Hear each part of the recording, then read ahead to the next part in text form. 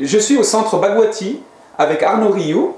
Arnaud Rioux, vous êtes formateur, coach. Je crois que vous animez des stages depuis à peu près 20-25 ans. Vous reliez, je dirais, des techniques thérapeutiques et aussi l'esprit spirituel quelque part, l'Orient, la méditation, des choses comme ça. Comment ça vous est venu cette manière de travailler ? En fait, ça va très bien ensemble tout ça. Moi, au départ, ma première découverte, ça a été le théâtre. Et au théâtre, on joue à être un autre pour mieux comprendre qui on est. C'est comme ça que ça se passe. Donc en fait, dans un premier temps, j'ai joué, j'ai mis en scène, j'ai dirigé ma compagnie. Et puis, dans mon travail d'acteur, j'ai eu besoin de développer plus de compréhension du personnage, et donc j'ai commencé la méditation, j'ai découvert la méditation, et de fil en aiguille, découvert la méditation, découvert le chamanisme, découvert le tantra, et se rendre compte qu'en fait, que l'acteur comprenne son personnage, ou que nous, on comprenne mieux les personnages qu'on joue, ça se rapproche, c'est très proche. En fait. D'accord. Alors, vous dites, donc vous avez découvert à un moment la méditation, le tantra, le chamanisme.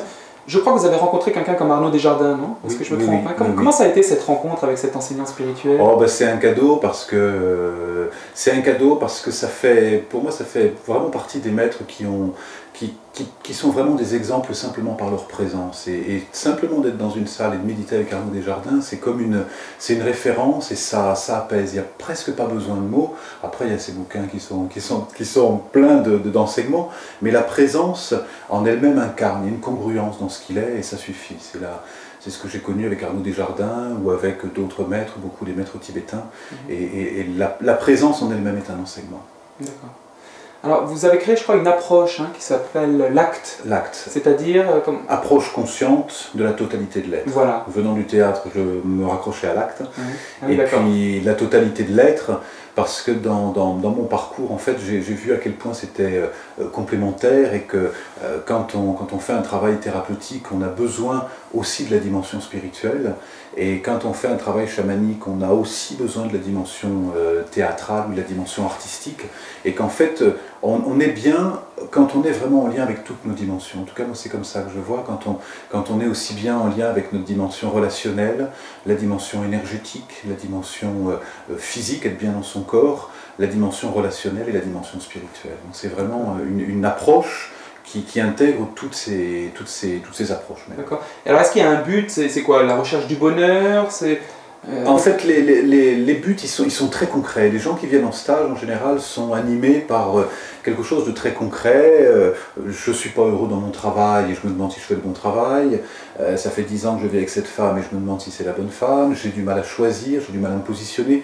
Donc au départ, il y a une préoccupation très concrète et c'est ça qui va être le fil conducteur. Après, on se rend compte que par exemple, si on n'est pas bien dans sa relation, on n'est pas forcément bien non plus dans son corps physique et qu'en fait tout est lié. Mais l'approche au départ, c'est quelque chose de concret. On ne vient pas seulement pour parler avec les anges, parce que ce n'est pas forcément une finalité en soi, ou pour apprendre à lire les auras, pas simplement pour ça. On vient au départ avec un questionnement très concret et très pratique et très quotidien.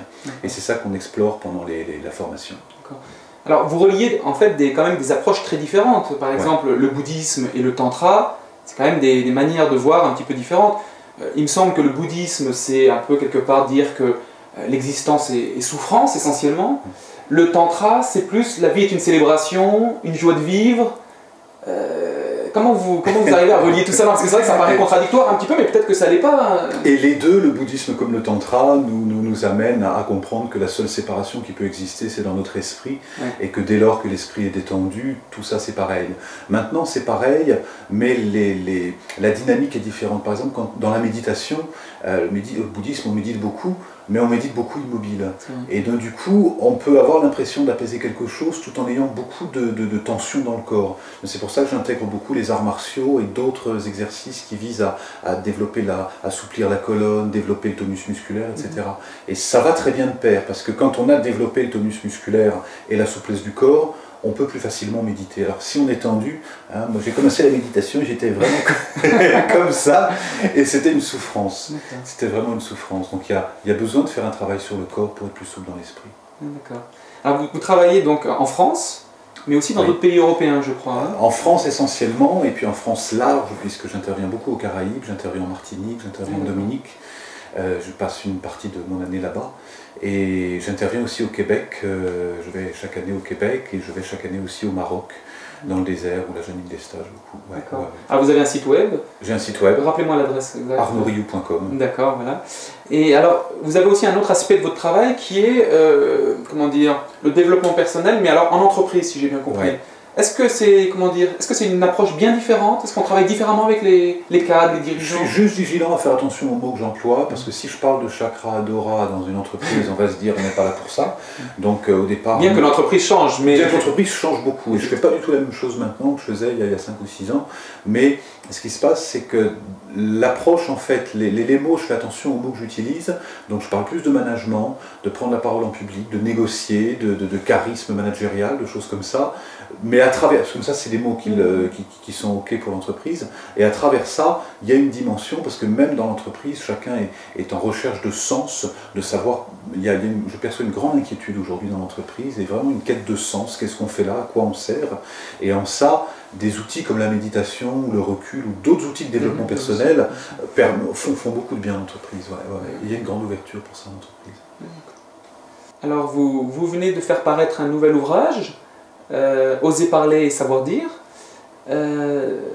C'est quoi exactement? Quel est le thème que vous essayez de développer dans ce Oser parler et savoir dire, c'est à la fois prendre conscience que notre verbe est créateur, et que quand on s'adresse à quelqu'un, on crée une réalité. Le verbe, ça permet de rassembler, ça permet d'unir, ça permet d'encourager, ça permet de donner des idées, c'est vraiment précieux. Et en même temps, des outils pour s'autoriser à dire ce qu'on a à dire en toutes circonstances. Donc c'est le troisième livre qui sort aux éditions de l'Homme. Donc il y a à la fois un aspect développement personnel et puis peut-être justement théâtre aussi, artistique, ou oui, jouer son rôle parce que au théâtre, on utilise beaucoup des approches pour être à l'aise avec le verbe. Le verbe, c'est vraiment un outil clé au théâtre. Donc vraiment, je m'appuie beaucoup sur le théâtre, mais le théâtre sur la grande scène de la vie. Donc vous avez écrit en tout, je crois... En tout, c'est le quatrième. Le premier, c'était Jouer le rôle de sa vie. Ouais.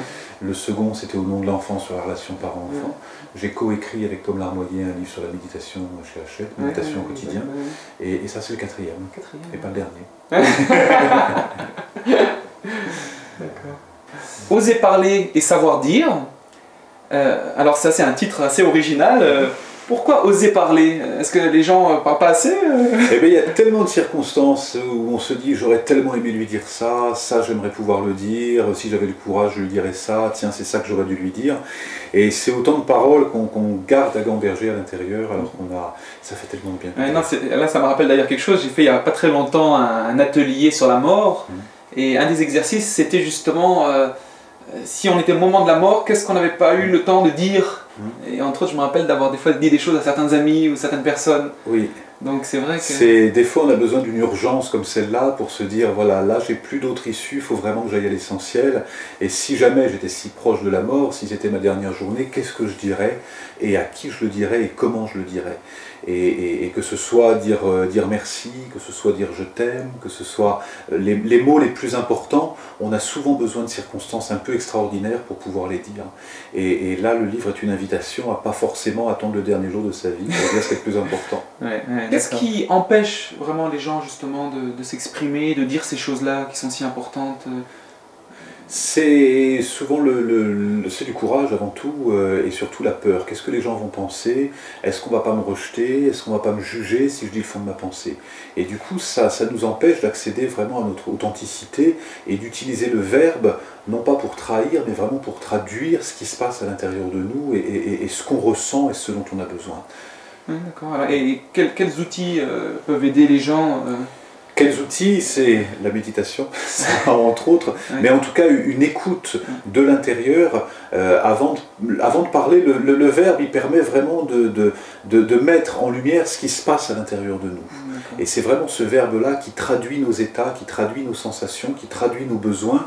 C'est ce verbe-là qui peut être partagé avec une grande richesse. D'accord, alors j'essaie de comprendre. Quand tu dis méditation, tu veux dire quoi?